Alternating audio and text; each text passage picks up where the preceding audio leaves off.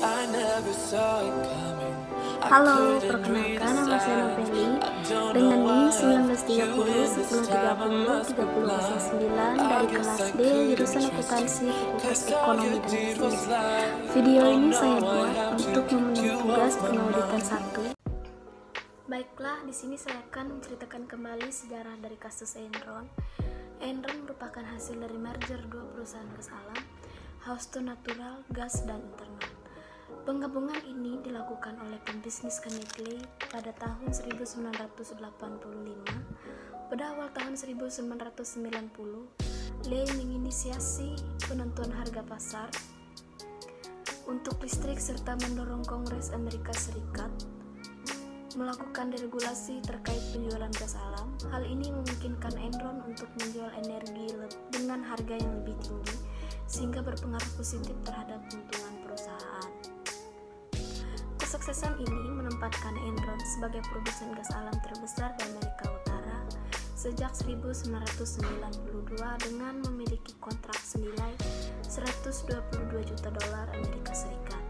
Dalam perkembangan usahanya, Enron melakukan strategi diversifikasi dengan merambah bisnis pembangkit tenaga listrik, pabrik pulpen dan kertas, pengolahan air bersih, dan layanan broadband di seluruh dunia, termasuk juga mendirikan pembangkit tenaga listrik di negara lain seperti di Filipina, Indonesia, dan India.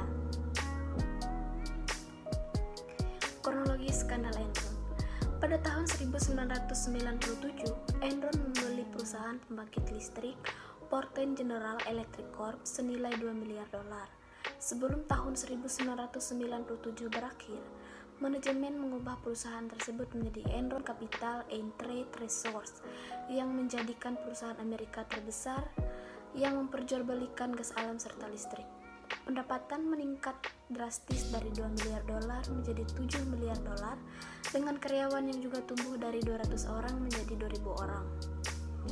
Enron menjadi sorotan masyarakat luas pada akhir tahun 2001 ketika terungkapkan bahwa kondisi keuangan yang dilaporkannya didukung terutama oleh penipuan akuntansi yang sistematis, terlembaga, dan direncanakan secara kreatif. Operasinya di Eropa melaporkan kebangkrutannya pada tanggal 30 November 2001 dan 2 hari kemudian pada tanggal 2 Desember di Amerika Serikat Enron mengajukan permohonan perlindungan. Saat itu kasus merupakan kebangkrutan terbesar dalam sejarah Amerika Serikat dan menyebabkan 4.000 pegawai kehilangan pekerjaan mereka. Tuntutan hukum terhadap para direktur Enron setelah skandal tersebut sangat menonjol karena para direkturnya menyelesaikan tuntutan tersebut dengan membayar sejumlah uang yang sangat besar secara pribadi. Selain itu, skandal tersebut menyebabkan dibubarkannya perusahaan akuntansi Arthur Andersen yang akibatnya dirasakan di kalangan dunia bisnis yang lebih luas. Adapun pelanggaran yang dilakukan Enron yaitu pada tahun 2001 terkuak bahwa Enron melakukan kecurangan dan memiliki banyak utang yang disembunyikannya. Enron melakukan manipulasi untuk mempercantik laporan keuangan. Investigasi terkait kasus ini pun dilakukan. Kasus ini menyeret KAP Arthur Andersen sebagai akuntan yang memberikan jasa audit dan konsultasi kepada Enron. Keduanya melakukan penipuan akuntansi pada laporan keuangan Enron. Etika dan karakter tokoh. Yang pertama yaitu Kenneth Lay, merupakan pendiri Enron. Enron ini dibangun dengan hutang dan dalam kegiatan operasionalnya juga berhutang lagi kepada pihak lain.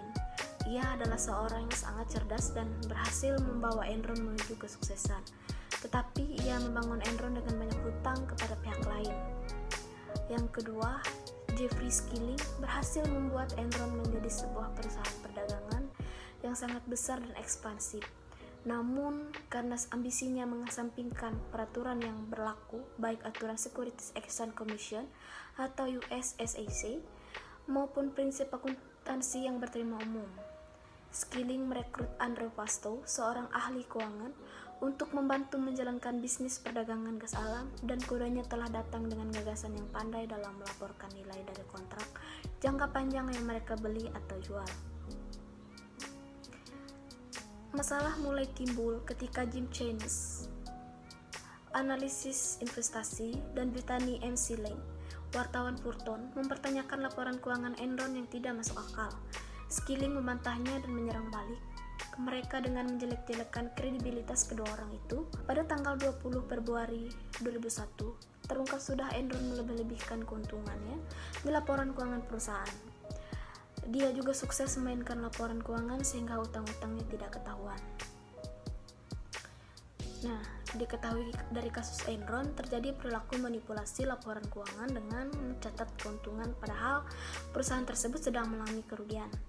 Solusinya harusnya perusahaan itu tidak menutupi laporan keuangannya serta lebih terbuka lagi terhadap publik tentang laporan keuangannya dan tidak memanipulasi keuntungan. Akhir dari kasus tersebut, perusahaan Enron dan perusahaan Andersen ditutup. Adapun dari kesimpulannya adalah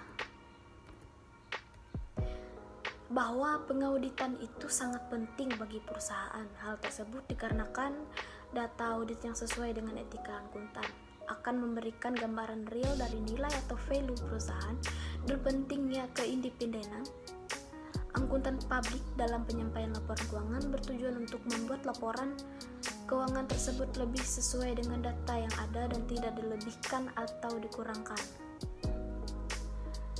Yang berikutnya adalah cara etika profesi akuntan yang ideal.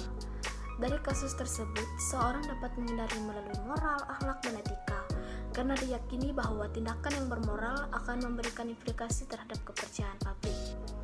Seorang akuntan publik harus tegas, jujur, dan terbuka dalam melaksanakan tugasnya. Saat mengaudit sebuah laporan keuangan dengan data dan bukti dari perusahaan yang diaudit, seorang akuntan menyajikan laporan keuangan secara netral, memiliki standar dan etika dalam melakukan audit yang akan membuat akuntan tersebut menjadi berintegritas. Bertanggung jawab atas laporan keuangan yang diaudit, akuntan akan melaksanakan etika seorang akuntan dengan baik. Memiliki kompetisi yang baik dengan pengetahuan dan skill yang profesional, seorang akuntan akan mampu melakukan apa yang dibutuhkan oleh klien dengan standar akuntan yang baik. Sekian dari saya.